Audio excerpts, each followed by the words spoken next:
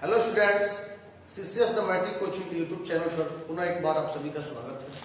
यदि आप चैनल पर पहली बार आए हैं तो आपसे रिक्वेस्ट है कि आप चैनल को सब्सक्राइब कर लें और बेल आइकन को भी दबा लें ताकि कोई भी वीडियो अपलोड हो तो उसका नोटिफिकेशन सबसे पहले आपको मिल सके। आइए आज मैथमेटिक्स के इस क्लास में हम एक बहुत महत्वपूर्ण टॉपिक को समझने वाले हैं।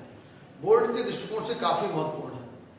आपने तो सुना ही होगा, 9th क्लास में पढ़ा ही होगा, माध्य, माध्यक और बहुलक। माध्य, माध्यक और बहुलक।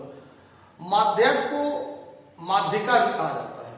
क्या देखेगा, माध्यक को हम माध्यिका भी कहते हैं। तो आज हम तीनों चीजों को समझेंगे, माध्य, माध्यक और बहुलक को।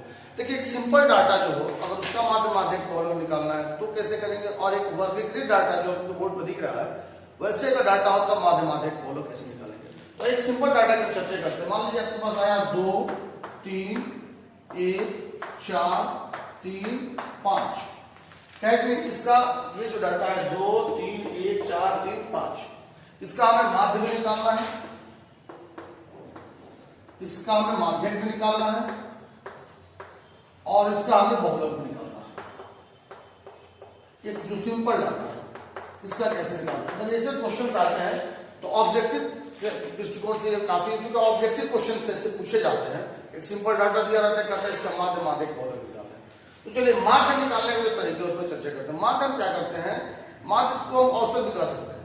जो भी डेटा दिया गया सबको जोड़ देते हैं और जितना है उसे भाग कर देते हैं।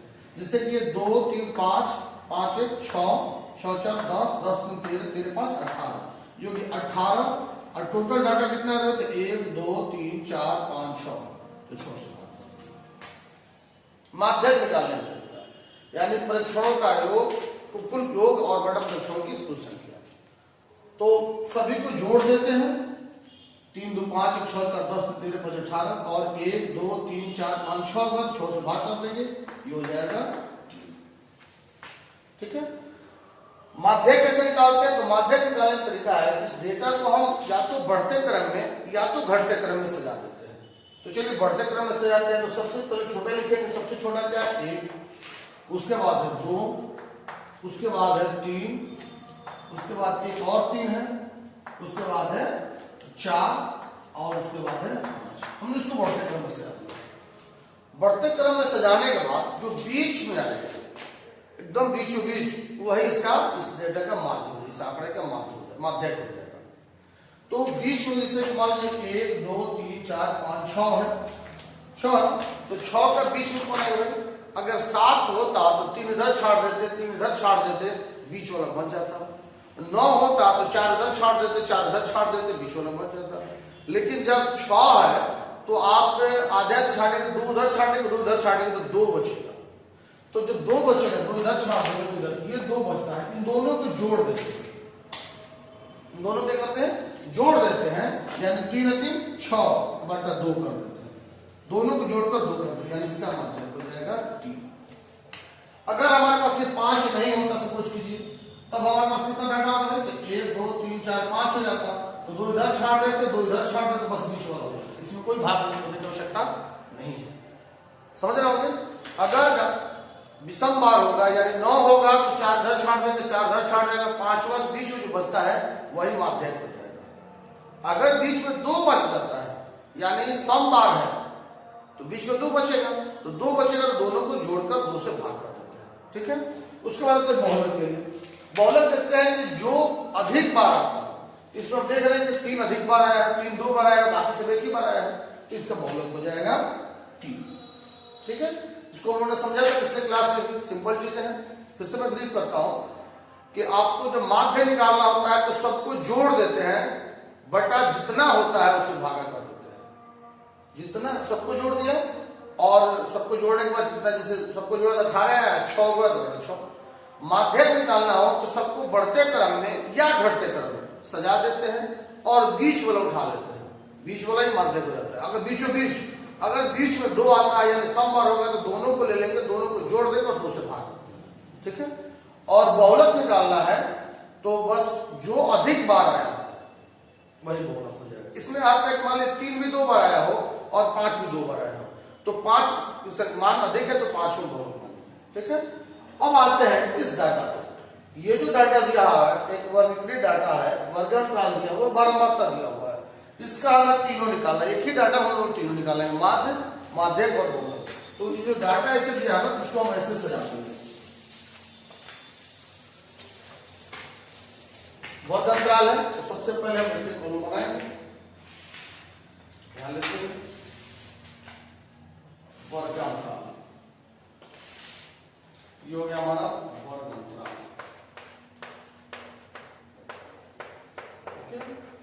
और उसके बाद ले लेंगे हम बारंबारता।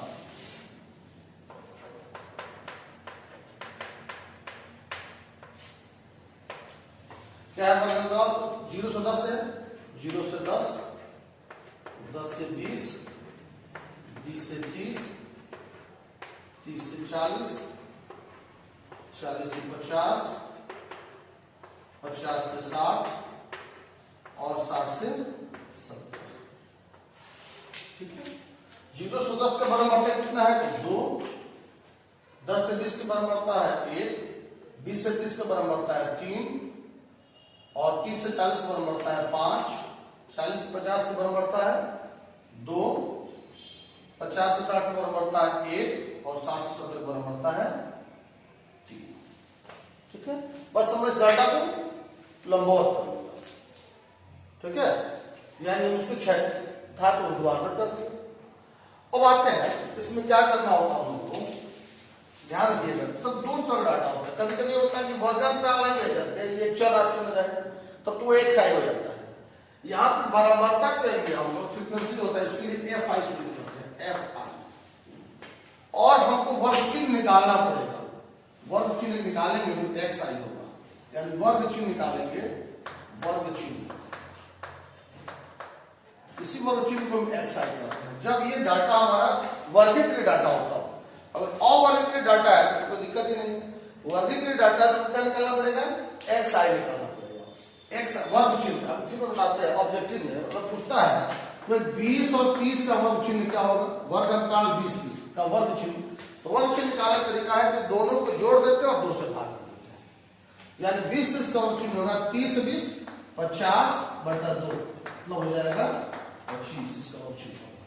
तो हम सभी का वर्ग चिन्ह 0 और 10 का वर्ग चिन्ह निकालना होगा, तो 0 और 10 जोड़िएगा कितना हो जाएगा? 10, और 10 में 2 से भाग दिया तो हो जाएगा 5। 10 और 20 का वर्ग चिन्ह कितना हो जाएगा? 10, 20, 30, 30 में 2 से किधर 15, 20, 30 का 50, 50 में 2 से कीजिएगा तो 25, इस पर इसका कीजिएगा तो 35, इसका कीजिएगा तो 45, इसका कीजिएगा तो 55 और 60 से कीजिएगा तो 65। ये वर्ग चिन्ह बारंबारता को एफ आई कहते हैं और वर्ग चिन्ह को एक्स आई सूचित करते हैं। अगला मेरा कॉलम होगा F I into X I. इस क्वेश्चन को हटाते हैं। अगला मेरा कॉलम होगा F I into X I. F आई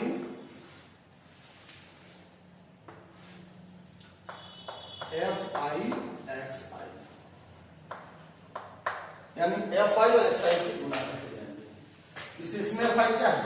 2, इसका एक्स आई क्या है? 5, गुना कीजिए 5 2 10, इसका 1, इसका एक्स आई क्या है? 15, 1 गुना 15 15, इसका 3, इसका 25, 25 में 75, इसका 5, इसका 35, तो बचा 25 और 5 3 15 2 17, 175, ये 45 गुना 90, ये 55 55 और ये 3 5 15, अब 3 6 18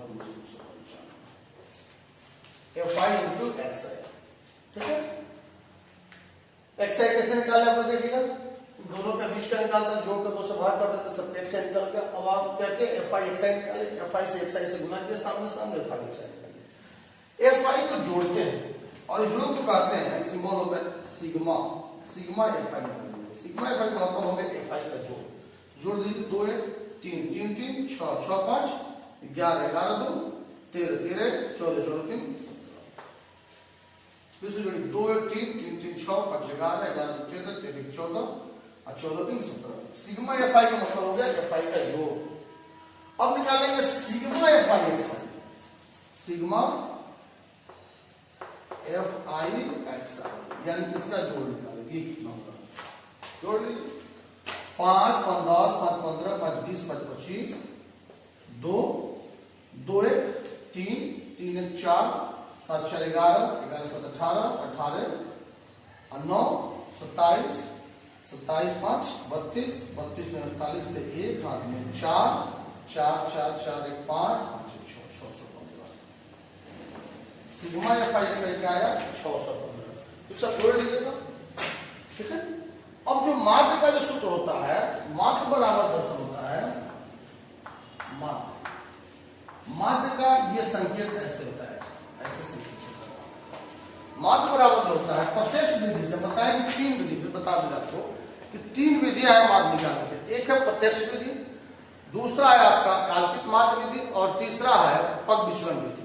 तो हम सिर्फ एक विधि यानी सबसे जो आसान विधि होता है प्रत्यक्ष विधि, उसका भी चर्चा करेंगे और एक इसके बाद हम लोग बहुलक और माध्यक की भी चर्चा करेंगे। माध्यक कैसे निकलेगा और बहुलक कैसे निकलेगा। तो एक ही क्वेश्चन पे, इसी क्वेश्चन पे हम लोग माध्य, माध्यक और बहुलक तीनों निकालेंगे। माध्य सिर्फ एक विधि द्वारा किस विधि को अप्लाई कर रहे हैं, तो डायरेक्ट मेथड यानी प्रत्यक्ष विधि। और 2 विधि है, कौन कौन, तो एक है काल्पनिक माध्य विधि और दूसरा है पग विचलन विधि। वो 2 विधियों को हम बाद में चर्चा करेंगे। तो जो माध्य का सूत्र होता है प्रत्यक्ष विधि द्वारा, वो होता है सिग्मा एफ आई एक्स आई बटा सिग्मा एफ आई। वैसे यहाँ आई का मान m से लेकर 1 से लेकर के n तक विचरण करता है, यहाँ लिखते हैं यहाँ i बराबर 1, तो हम सिंपल समझाते हैं कि सिग्मा एफ आई एक्स आई बटा सिग्मा एफ आई। अब ये सिग्मा एफ आई एक्स आई का मतलब एफ आई एक्स आई का योग कितना है, तो आया है 615 अब बटा सिग्मा एफ आई कितना है, 17। यदि ये भाग लगने वाला होगा तो भाग लगाएंगे इसका सिंपल रूप में, इसको या तो पूरा पूरा कटने वाला पूरा कटा देंगे, दशमलव में शांत होने वाला है तो दशमलव बदल देंगे, या लगता है कि नहीं अशांत होने वाला है, अशांत आवर्ती है तो उसको पूर्णांक में जोड़ देंगे। इसको आप सरलतम रूप में लिख सकते हैं। हम लोग को मेथड समझना है कि तरीका क्या होता है। फिर मैं बताता हूँ आपको कि सबसे पहले हम क्या निकालेंगे, एक्स आई निकालेंगे। एक्स आई कैसे निकलेगा, एक्स आई निकलेगा वर्ग अंतराल को जोड़ेंगे और दोनों को युग्म 2 से भागा करेंगे, एक्स आई निकलता चला जाएगा। अगला कॉलम और होगा F I X I. F I X I क्या होता है, तो एफ आई में एक्स आई से गुणा करेंगे, उसी को एफ आई एक्स आई कहेंगे। तो सबके सामने सामने यहाँ एफ आई 2 है तो इसका एक्स आई 5 है, तो 2 5 10, इसका 1 है, इसका 15 है, 15 15, इस तरह गुणा करके एफ आई एक्स आई निकाल दिए। अब क्या करेंगे भाई, तो सिग्मा एफ आई याद रखिएगा, यानी एफ आई का योग और सिग्मा एफ आई एक्स आई का योग ये निकाल लेंगे। और प्रत्यक्ष विधि द्वारा जो हमारा माध्य का सूत्र होता है सिग्मा एफ आई एक्स आई बटा सिग्मा एफ आई, हम इसका मान रखेंगे और इस मान को सरलतम रूप में जो कर सकते हैं उसको कर देंगे, ठीक है। अब आगे हम चलते हैं इसी डाटा का हमको बहुलक निकालो। इससे तो हम बहुलक तीसरे में लिखे हैं, लेकिन आप एनसीईआरटी में देखिएगा कि पहले आपको माध्य पढ़ाया गया है, फिर बहुलक पढ़ाया गया है और फिर माध्यक पढ़ाया गया है। चलिए उसी पैटर्न में चलते हैं। माध्य के बाद आपको हम माध्यक बताते हैं, सॉरी बहुलक बताते हैं, बहुलक क्या होगा। तो बहुलक के लिए जो हमें आवश्यकता है कि एफ आई एक्स आई की आवश्यकता नहीं है, इसी डाटा को मिटा के समझता हूँ। एफ आई एक्स आई की आवश्यकता हमें बहुलक के लिए नहीं है, इसको मिटा देते हैं। चलिए ये कॉलम को मैंने मिटा दिया, ठीक है। उसके बाद हमको एक्स आई की भी आवश्यकता नहीं है, एक्स आई की भी आवश्यकता, सॉरी बहुलक निकालना, बहुलक सीखना है। क्या सीखना है, बहुलक, जहां से बहुलक। तो बहुलक निकालने के लिए हमें एक्स आई की भी आवश्यकता नहीं है, इसको मिटा देते हैं।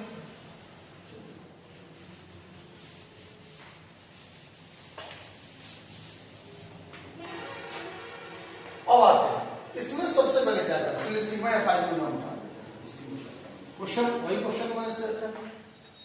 सबसे पहले हम इस वर्ग में हम बहुलक वर्ग तलाशते हैं। क्या तलाशते हैं, बहुलक वर्ग, ध्यान रखिएगा, बहुलक वर्ग, बहुलक वर्ग। बहुलक वर्ग से कहते हैं जिसकी बराबरता अधिकतम हो, जिस वर्ग की बराबरता अधिकतम हो उस वर्ग को हम बहुलक वर्ग कहते हैं। तो आप बराबरता को थोड़ा ध्यान दीजिए, सबसे अधिक बराबरता किसका है, इसका है, यानी इसमें बहुलक वर्ग क्या हो जाएगा, 30 40। अधिकतम बराबरता वाले वर्ग को हम क्या कहते हैं, बहुलक वर्ग कहते हैं। अधिकतम बराबरता यहाँ है, इसका वर्ग इसलिए बहुलक वर्ग हम कहते हैं। ठीक है, ये हो गया बहुलक वर्ग। अब बहुलक वर्ग होने के बाद हमारे पास जो सूत्र मिलता है बहुलक निकालने का, ये सूत्र पर चर्चा कर लेते हैं, फिर उनमें क्या क्या होता है।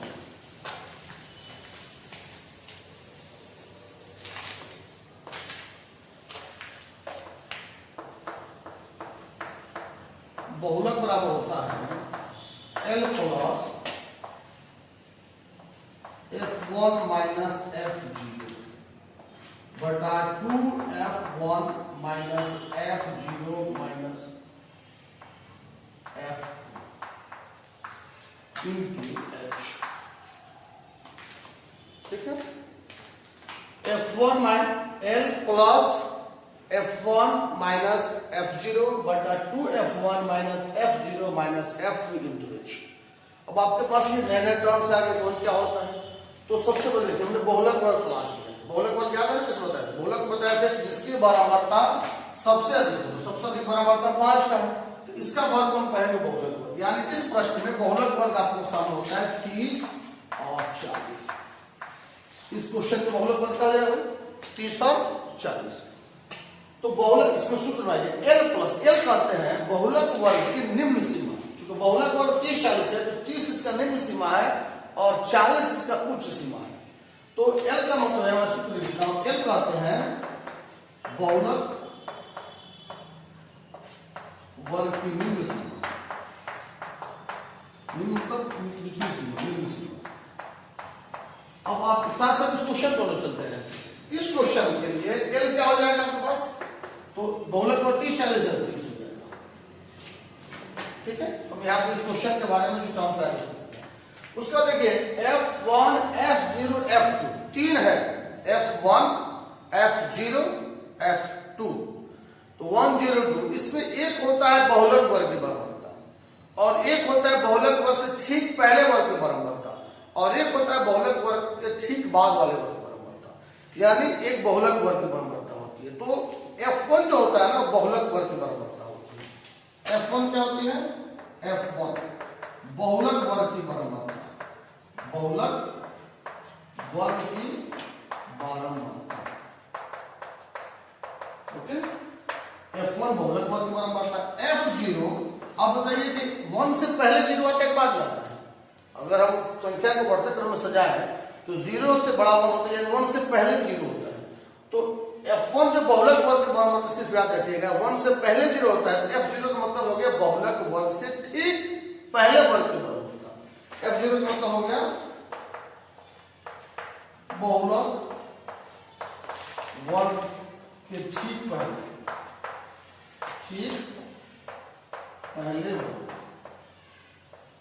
वर्ग की बारंबारता। यानी F0 क्या हो गया, बहुलक वर्ग से ठीक पहले वर्ग की बारंबारता। और F1 के बाद 2 होता है और F2 हो जाएगा बहुलक वर्ग से ठीक बाद, बहुलक वर्ग के ठीक बाद, ठीक बाद के वर्ग की बारंबारता। ठीक है, F1 का मतलब हो गया बहुलक वर्ग की बारंबारता, F0 का मतलब हो गया ठीक उससे पहले वर्ग की बारंबारता और F2 का मतलब हो गया बहुलक वर्ग से बाद के वर्ग, ठीक बाद, दोनों में ठीक है, जस्ट पहले जस्ट बाद की बारंबारता। तो इस क्वेश्चन में देखते हैं F1 क्या हो जाएगा, तो बहुलक वर्ग की बारंबारता यानी 5। इस क्वेश्चन के लिए F1 क्या हो जाएगा भाई, F1 हो जाएगा 5। ओके, और F0 क्या हो जाएगा बताइए, ठीक इससे पहले वाला की बारंबारता क्या है 3, F0 हो जाएगा 3। और F2 क्या हो जाएगा, F2 हो जाएगा ठीक बाद वाला क्या है 2। ये जो टर्म्स तो आ गए, सब आ गया ना। A छूटा क्या, H जो होता है ना वो वर्गमाप को कहते हैं। वर्ग अंतराल की जो साइज होती है, वर्ग साइज वर्गमाप या वर्ग अंतराल की माप को कहते हैं। यानी अब देखिए कितने अंतराल लिया गया, 0 10 अंतराल लिया गया, वर्गमाप को कहते हैं। यानी H कहते हैं वर्ग साइज या वर्गमाप, वर्ग अंतराल के माप को H कहते हैं। इसमें H क्या हो जाएगा, H इसमें कितना है, अब देखिए 10 का अंतराल है 10। अब उस सूत्र में जितनी चीजें की आवश्यकता थी सब आ गया आपके सामने। बस वहां मान रखते हैं, कितना आसान। यानी आप नोट कर लिए होंगे, ठीक है, नोट कर लिए होंगे। अब हम मान रखना शुरू करते हैं। चलिए आप मान सकते हैं।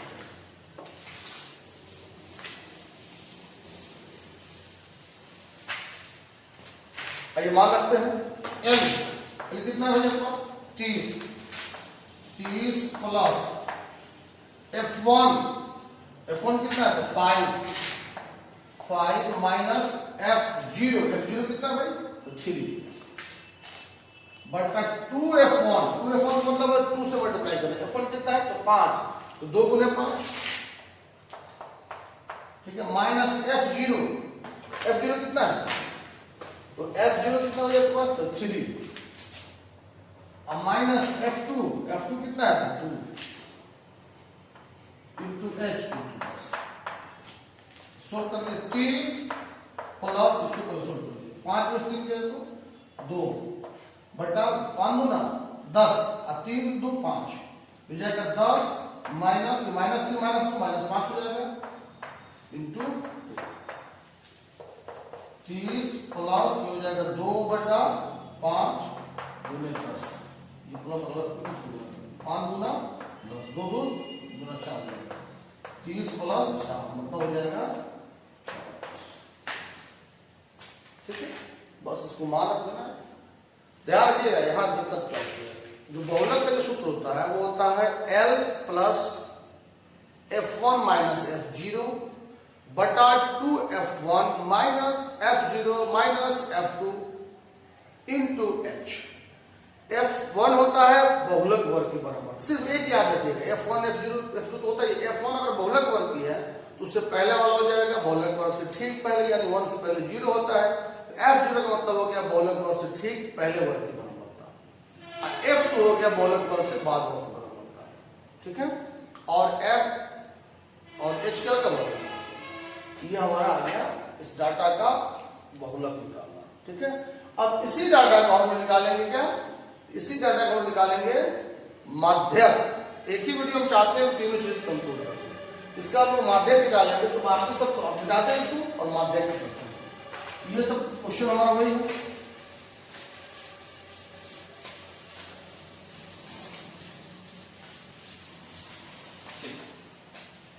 जो दिया हुआ था क्वेश्चन हमारा है, इसमें को क्या करना होता है, एक नया बराबरता निकालना होता है। आपने 9th क्लास में पढ़ा होगा संचयी बराबरता, इसको कहते हैं संचयी बराबरता।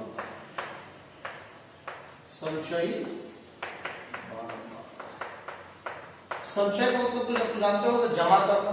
तो बराबरता को जमा किया, जोड़ा जाए, जमा किया करना होता है इसको।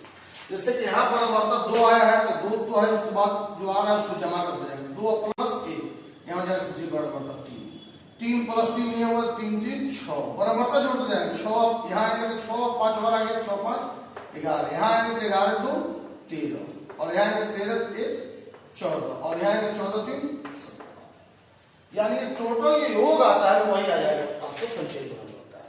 एक कॉलम बढ़ता है हमारा संचयी बराबरता। फिर मैं रिपीट करता हूँ, संचयी बराबरता का मतलब होता है बराबरता को संचय करते जाना। तो यहाँ बराबरता 2 आया है, 2 ही संचय रहेगा। यहाँ फिर हम 1 आया है तो 2 और 1 जोड़ लेंगे, 2 1 3 तक आया। फिर यहाँ 3 आया तो 3 3 6 6 5 11 11 2 13 13 1 14 14 3 17। अब देखोगे इसका योग आपका कितना आया, सिग्मा एफ पहले बताया था ना 17 आया, तो ये भी आपका 17 आया। इसी को हम n कहते हैं। परीक्षणों के कुल मान हमारा क्या होता है, टोटल जो योग होता है ना वही हमारे परीक्षणों का कुल मान होता है। तो इसको हम कहते हैं n। आपके लिए ध्यान रखे गए हैं n बराबर हो जाएगा 17। n का मतलब हो गया परीक्षणों का कुल मान, परीक्षणों की कुल संख्या। n का मतलब क्या हो गया, तो n का मतलब होता है परीक्षणों की कुल संख्या, परीक्षणों की कुल संख्या, परीक्षणों की कुल संख्या। अब ये जैसे हम पिछले क्वेश्चन में बहुलक वर्ग तलाशते थे, ठीक यहाँ हमको माध्यक वर्ग तलाशना होगा। माध्यक वर्ग कैसे तलाशते हैं, यहाँ तलाशना होता है माध्यक वर्ग। ध्यान रखिएगा माध्यक वर्ग। माध्यक वर्ग क्या होता है कि जिस वर्ग की संचयी बराबरता, बराबरता नहीं संचयी बराबरता, जिस वर्ग की संचयी बराबरता n/2 का मतलब क्या होगा भाई 17/2 मतलब हो गया 8.5। जिस वर्ग की संचयी बराबरता n/2 से अधिक और निकटतम, ध्यान दीजिएगा, जिस वर्ग की संचयी बराबरता n/2 से अधिक भी हो और निकटतम, यानी 8.5 से ज्यादा होना चाहिए और जो जस्ट पहले ज्यादा आएगा वही, तो 6 तो 8.5 से कम हो, 11, इसलिए 11 में अधिक है, 13 में अधिक है, 14 में अधिक है, 17 में अधिक है। लेकिन हमको क्या करना है कि अधिक और निकटतम, उसी वर्ग को हम क्या करते हैं, माध्यक वर्ग कहते हैं। जिस वर्ग का संचयी बराबरता n/2 के मान से अधिक और निकटतम, तो निकट अधिक में सब है 11, 13, 14, 17, निकटतम सबसे क्या है 11 है, यानी इसी के वर्ग को हम यहाँ हमारा माध्यक वर्ग आ जाएगी। माध्यक वर्ग भी इसमें 30 और 40 होगा। अलग बात है बहुलक का कोई भी माध्यक कोई जरूर नहीं, दोनों कैसे हो, तो यहाँ माध्यक वर्ग क्या हो गया 30 और 40, 30 और 40 माध्यक वर्ग, ठीक है। अब आते हैं कि माध्यक वर्ग मिल गया हमको, जिस तरह से बहुलक वर्ग निकालने के बाद उसका डिफिनेशन देते, सूत्र देते हैं कि भाई बहुलक कैसे निकालते हैं, बहुलक सूत्र क्या होता है, उसी तरह माध्यक का सूत्र होता है। तो माध्यक बराबर जो होता है क्या, माध्यक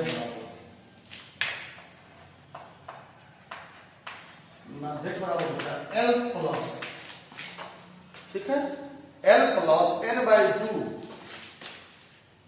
n/2 माइनस CF बटा F इंटू H।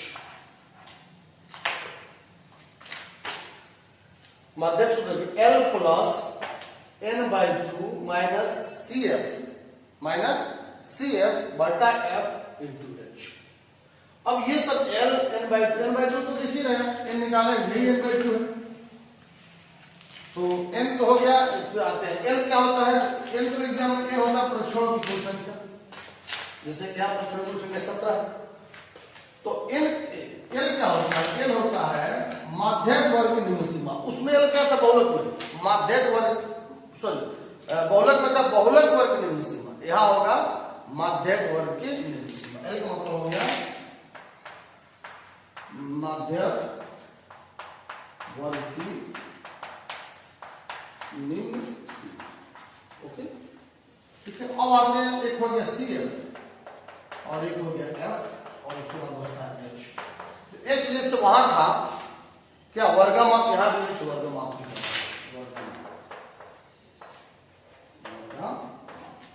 अब F और CF, F जो होता है वो माध्यक वर्ग से ठीक पहले वर्ग बराबरता को हम संचयी बराबरता है, तो माध्यक वर्ग से ठीक पहले वर्ग संचयी बराबरता को हम CF करते हैं। माध्यक वर्ग CF जो होता है ना, माध्यक वर्ग से माध्यक वर्ग के ठीक पहले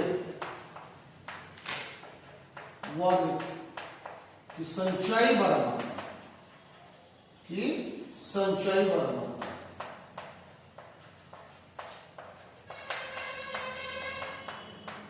और F जो होता है, F होता है माध्यक वर्ग की बराबरता।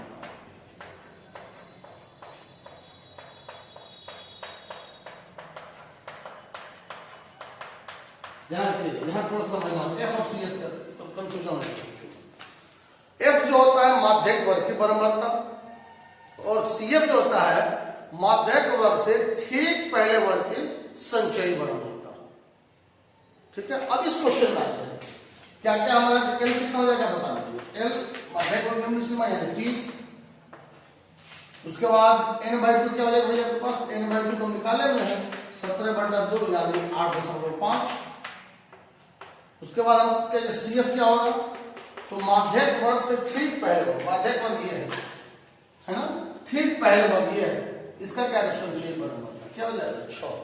माध्यक वर्ग से ठीक पहले वर्ग की संचयी बराबरता 6 और F माध्यक वर्ग की बारंबारता, माध्यक वर्ग की बारंबारता 5 और H वर्गम 10। सभी चीजें अब उस सूत्र पे हम बैठा लेते हैं, इसका क्या होगा, बैठाते हैं नीचे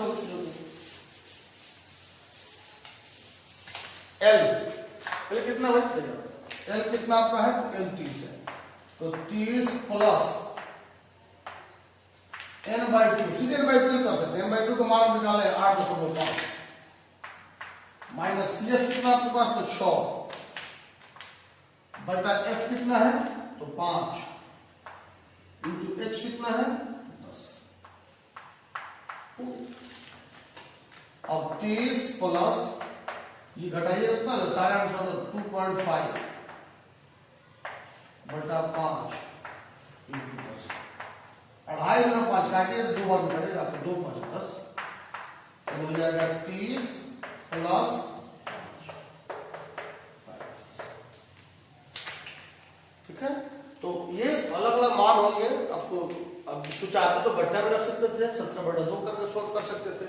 ये तो गणित को सोल्व करने का अपने अपने अंदाज है, आप कितना फास्ट उसको कर सकते हैं, कितना शॉर्ट में कर सकते हैं, इसका ध्यान रखेंगे। तो आप एक क्वेश्चन बोलो देखें, माध्य, माध्यक और बहुलक। फिर मैं बता दूं कि माध्यक को माध्यिका भी कहा जाता है, ठीक है ना। तो नेक्स्ट क्वेश्चन देखेंगे, माध्य का हम लोग सिर्फ एक तरीका देखें, प्रत्यक्ष विधि। अगले वीडियो में देखेंगे माध्य के जो 2 और तरीके हैं, यानी काल्पनिक माध्य विधि और पग मिश्रण विधि। तो उम्मीद करते हैं कि वीडियो आपको पसंद आया होगा। हमने प्रयास किया है कि आपको बेहतर समझा सकें। ये वीडियो लंबा हो गया, लेकिन एक ही बार में तीनों को समझाने पे आप क्लियर हो जाता है, बातें समझ में आ जाती हैं कि भाई माध्यक वर्ग क्या होता है और बहुलक वर्ग क्या होता है, उसमें संचयी परम्परता क्या होती है, इसमें F1, F0, F2 क्या होता है। तो एक ही वीडियो में समझाना मजबूरी थी, इसलिए थोड़ा सा वीडियो लंबा हो गया है। उम्मीद है कि आपको पसंद आया होगा, और आपको जब पसंद आया होगा तो आप निश्चित रूप से लाइक भी करेंगे, सब्सक्राइब भी करेंगे और दोस्तों को शेयर भी करेंगे। बहुत बहुत धन्यवाद।